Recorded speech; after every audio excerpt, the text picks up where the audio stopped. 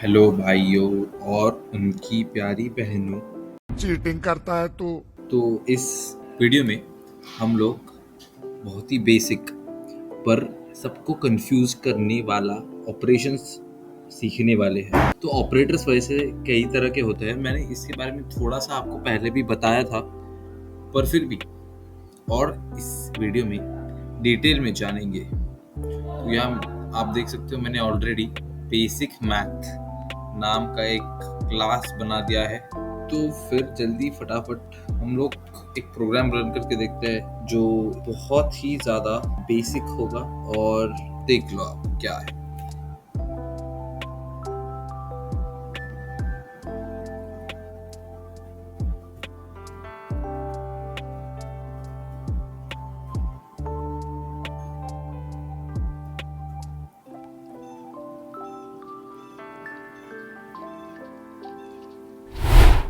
तो यहाँ देखो, मैंने एक प्रोग्राम लिख लिया है system dot out dot println, और जो इंटीजर होता है हमारा ऑपरेटर, उसे हम लोग पहले रन करके देखते हैं। तो हमको ये पहले ही पता है, ये एडिशन वाला होता है, सब्ट्रैक्शन, फिर ये अपना स्टार वाला मल्टीप्लिकेशन, और ये डिवीजन है ना।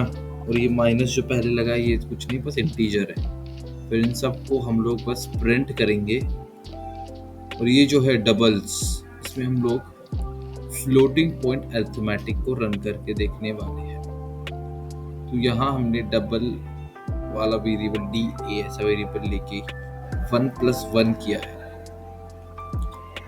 तो अब इसी को 2 आएगा ना, तो 2 into 3 हम इसे db में स्टोर करेंगे। फिर db वाला वैल्यू हम dc के ऑपरेशन से स्टोर करेंगे। तो ऐसे बहुत ही तड़कता भड़कता मैंने प्रोग्राम लिखा है, इसे रन करके देखते हैं। तो ये देखिए, a = 2 आ रहा है, b = 6, फिर उसके बाद 2 into 3 6 ही होता है। ऐसे एक एक वैल्यूज लेके हमने इसे बहुत ही बेहतरीन तरीके से स्टोर कर लिया है। अब यहाँ माइनस क्यों आया, आप देखिए d = c - a की वैल्यू -1 आती है, और फिर e को ही -d किया है, यानी -(-1) जो 1 होगा। और फिर यहाँ नीचे भी डेसिमल पॉइंट में भी हमने वैसे ही सिमिलर ऑपरेशंस किए हैं। हो गया, इतना ही था। आगे देखते हैं। अब मॉड्यूलस ऑपरेटर क्या होगा। ये जो ऑपरेटर है, ये हमें रिमाइंडर देता है डिवीजन ऑपरेशन का। इसके लिए भी एक जल्दी से मैं आपको प्रोग्राम दिखा देता हूँ।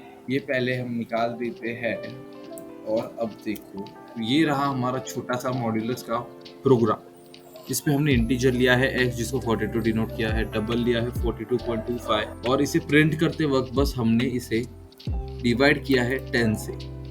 अब इसका जो डिवीजन होगा, उसका जो रिमाइंडर हमें मिलेगा, वो यहाँ आउटपुट में हमें दिखना चाहिए। तो इसे बस रन करके देखो। x mod 10 क्या है, 2, तो 42 डिवाइडेड बाय 10 का रिमाइंडर हमें 2 ही मिलता है। वैसे ही 42.25 डिवाइड बाय 10 का रिमाइंडर हमें 2.25 मिलेगा। ये बस इस प्रोग्राम का महत्व था। अब हम थोड़ा कंपाउंड असाइनमेंट ऑपरेटर्स के बारे में भी सीखेंगे। ये सब मैं पहले ही वैसे कर चुका हूँ, ये तो आपके लिए बस रिवीजन होगा, इसलिए आराम से आप बैठ के ये देख सकते हो, रिवीजन ही है।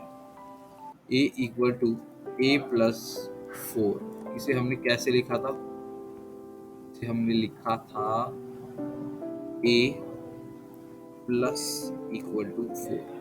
तो इसका अर्थ सेम ही रहता है। सिमिलरली अगर इसे लिखा इक्वल टू मॉड्यूलस, ये परसेंटेज नहीं, इसे मॉड्यूलस कहते हैं, 2, तो इसे हम लोग लिख सकते हैं a मॉड्यूलस = 2, है ना। ये वीडियो वैसे मुझे लगता है जल्दी खत्म हो जाएगा।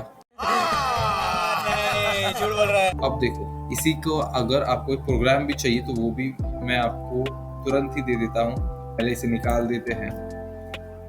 अब देखो, हम लोग फटाफट 3 इंटीजर डिनोट करेंगे।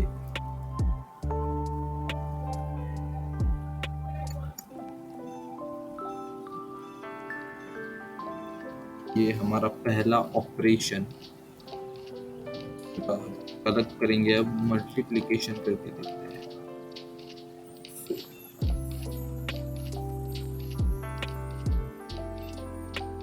ये देखो यहाँ अलग ही हम ट्राई करते हैं, a इंटू b। क्या ये हमें मिलेगा आंसर? नहीं। पता नहीं, हम लोग चेक कर ही लेंगे। नहीं मिला तो आप वीडियो बंद करके अभी इसी वक्त जा सकते हो। तो इज इक्वल टू 6। ये कितना होगा? मेरे ख्याल से इतने काफी है, बस इसे अब प्रिंट कर देते हैं।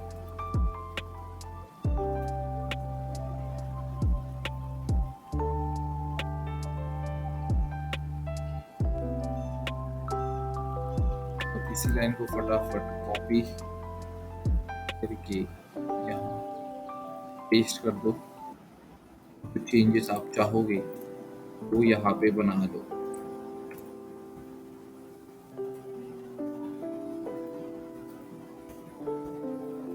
तो हो गया। आप जल्दी से इसे रन करके देख। ये देखो आ गया आप खत्म। इससे हमने +1 से ऐड किया है तो 6, इससे हमने इंटू 2 तो 4 2 8, क्योंकि b की वैल्यू हमने क्या 2 दी थी, और फिर इसी का आंसर हमें c भी मिल जाएगा। तो ये था आपका अरिथमेटिक कंपाउंड असाइनमेंट ऑपरेटर्स के बारे में। उसके बाद आपने पढ़ा ही होगा लॉजिकल ऑपरेटर्स के बारे में, जैसे एंड गेट और नॉर नॉट। इन्हीं को हम लोग एक बार रन भी करके देखते हैं। तो यहाँ मैं आपके सामने बस एक प्रोग्राम पेस्ट करके दिखा देता हूँ ताकि आप जल्दी से समझ पाओ कि क्या होता है इसमें। देखो हम लोग ज़्यादा टाइम वेस्ट तो नहीं करेंगे क्योंकि और इम्पोर्टेंट चीज़ें हमें इसमें सीखनी है। तो जैसे ये देखो आपके सामने ये एक प्रोग्राम मैंने लिखा है। 0001 का मतलब 1 नंबर है। आपको अगर बाइनरी नंबर टू डेसिमल अभी नहीं आता हो तो उसकी आप फिक्र मत कीजिए। आप चाहे तो मैं वो आपको सिखा सकता हूँ। तो इसमें आप बस ऑपरेटर पे ध्यान दीजिए। a इक्वल टू 3 हमने लिखा है, जिसका मतलब 0 + 2 + 1 इन बाइनरी। फिर b इक्वल टू 6, जिसका मतलब 0 1 1 0 होता है बाइनरी में। तो C को हम लोग और ऑपरेटर यूज करेंगे। और मतलब क्या होता है कि अगर ऑपरेंड हमारा 1 है तो रिजल्टेंट भी हमारा 1 ही आएगा। ठीक है। उसके बाद एंड ऑपरेटर में देखो, इसका मतलब है कि अगर दोनों ऑपरेंड 1 है तो ही हमें 1 रिजल्ट मिलेगा। फिर इसे हम लोग कहते हैं XOR। इसका मतलब है अगर हमारे पास एग्जैक्टली एक ऑपरेंड है तो उसका रिजल्ट भी एक ही आना चाहिए। और ये जो है नीचे, इसे नॉट कहते हैं, नॉट ऑपरेटर, जो इन्वर्ट कर देता है सारे ऑपरेंड के बिट्स को। इसे बेसिक समझने के बाद इसे रन करके देखते हैं। और ये देखिए आपके सामने A और B, इसका आंसर 0 1 1 1 आएगा। A and B 0 0 1 0, A XOR B 0 1 0 1।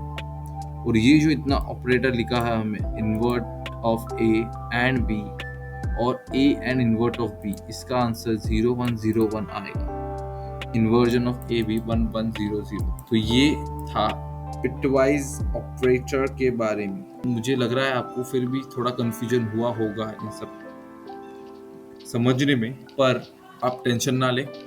मैं आपके लिए एक अलग से वीडियो सिर्फ बिटवाइज ऑपरेटर के लिए बना दूंगा ताकि आप और अच्छे से और डेप्थ में इसे समझ पाएंगे। अरे टेंशन नहीं लेने का, अपुन है ना। इसके बाद रिलेशनल ऑपरेटर्स भी होता है जो हम यूजुअली यूज करते हैं, जैसे वही इक्वल टू साइन या not equal to, greater than, less than. ये सभी सिंबल्स को ही रिलेशनल ऑपरेटर्स कहते हैं। बूलियन लॉजिकल ऑपरेटर से भी कुछ ऑपरेटर्स होते हैं जो बस बूलियन ऑपरेंड्स पे काम करेंगे। बूलियन यानी कि ट्रू या फिर फॉल्स, और कुछ नहीं चाहिए हम। इसके लिए भी अगर मैंने एक फटाफट आपको इसी में थोड़े चेंजेस करके देखते हैं और रन करके देखते हैं। इसे हटा दो। अब देखो इन सब में इनकी जगह आपको सिर्फ बूलियन लगाना है।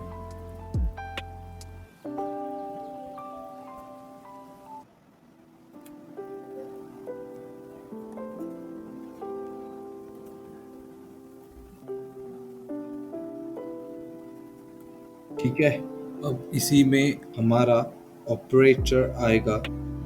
अब ये इन्वर्जन वाला तो नहीं आ पाएगा, इसलिए हम लोग इसे नॉट में बदल देते हैं और इसे भी सेम। फिर ये आखिरी में जी, बस हो गया। ये भी हटा दो बाइनरी।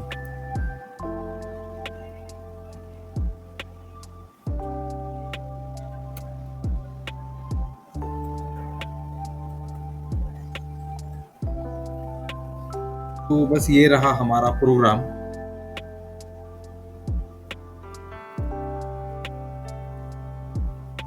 ये जल्दी से एक बार रन करके देखते हैं, होपिंग कि कोई एरर ना आए। और एरर आ गया। 3 और 6 नहीं, यहाँ हम ट्रू और फॉल्स लिखेंगे क्योंकि बूलियन यूज कर रहे हैं ना। ट्रू और फॉल्स। अब मुझे लगता है ये 100% रन होगा, तो देखते हैं। और ये हो गया। ये देखिए आपके सामने खूबसूरत सा रिजल्ट हाजिर है। अब इन्हीं ऑपरेटर्स के साथ कुछ और भी ऑपरेटर्स होते हैं, बहुत ही बेसिक है। मैं आपको बस नाम बता देता हूँ। जैसे इसे इक्वल टू साइन को असाइनमेंट ऑपरेटर कहते हैं। और ये वाला जो ऑपरेटर है, पहले कमांड डालते हैं और फिर ये क्वेश्चन मार्क, इसका मतलब है कि वो कुछ इफ एल स्टेटमेंट्स को रिप्लेस कर सकता है। क्या बोला तूने? काफी इफेक्टिवली हम यूज करेंगे इसे। जनरल फॉर्म हम ऐसे लिखेंगे कि expression 1 question mark, expression 2 colon और एक्सप्रेशन 3। ये है उसका जनरल फॉर्म। तो यहाँ पर हम एक्सप्रेशन 1 को बूलियन वैल्यू डिनोट कर सकते हैं, जहाँ पे अगर एक्सप्रेशन 1 ट्रू है तो एक्सप्रेशन 2 इवैल्यूएट होगा या एक्सप्रेशन 3 इवैल्यूएट होगा। समझ रहे हैं ना आप? लेकिन सुन के अच्छा लगा। तो मैं आपको इसमें भी एक जल्दी से प्रोग्राम लिख के बताता हूँ ताकि कोई भी कंफ्यूजन ना रहे। इसे टर्नरी कहते हैं, इसलिए हम टर्नरी क्लास बनाएंगे। फिनिश। और यहाँ पे एक जल्दी से आपको एक प्रोग्राम छोटा सा देता हूँ। वेरिएबल इंट आई और के। आई की वैल्यू हम 10 ले लेंगे और के तो हम लोग घुमा फिरा के करेंगे। देखो, क्योंकि सीधे सीधे यहाँ कुछ भी लिखना सामने पाप होता है। मस्त जोक मारा रे। इससे हमें एब्सोल्यूट वैल्यू आई की आ जाएगी। Get the absolute value of I. उसके बाद प्रिंट करेंगे।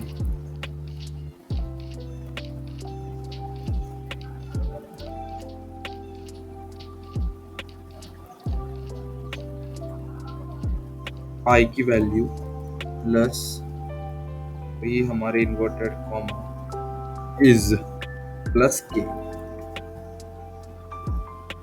हो गया। और क्या, अभी बस इसे रन करके देखो।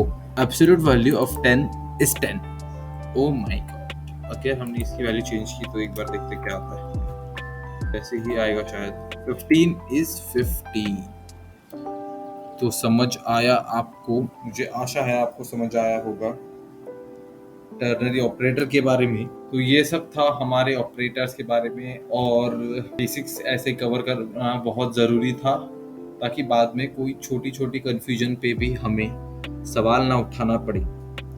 फिर भी अगर आपको कोई डाउट है तो बेझिझक मुझे कमेंट कर दीजिए और मैं आंसर कर दूंगा। मिलते हैं जल्द ही अगले वीडियो में। बाय।